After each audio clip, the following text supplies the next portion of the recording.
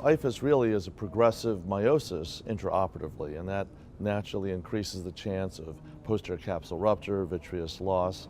The unique complication of IFUS, though, comes from the iris prolapse and the fact that once the iris prolapses to the phaco incision and you start moving the tip around, you try to reposit it, it gets thinner, it gets more macerated, and if you end up with large sectoral defects in the iris stroma, that can be very, very hard to correct.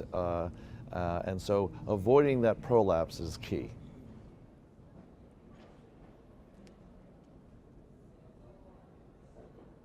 The most important thing in advance is to try to anticipate, are you going to have mild IFUS or severe IFUS?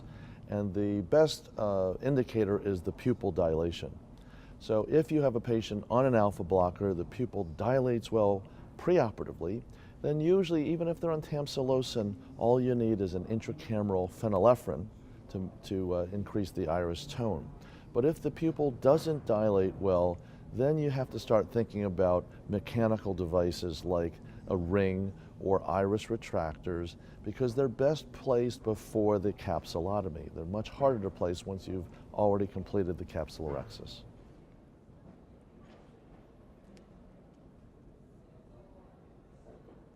So intraoperatively, I still like using iris retractors. A lot of people will like a pupil expansion ring. There are many different varieties now, and they all work because basically there's no way the pupil can constrict.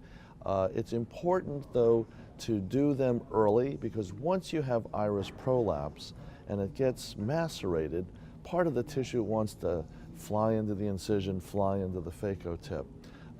The other thing is to not overfill with the viscoelastic, because the iris doesn't have its normal stiffness.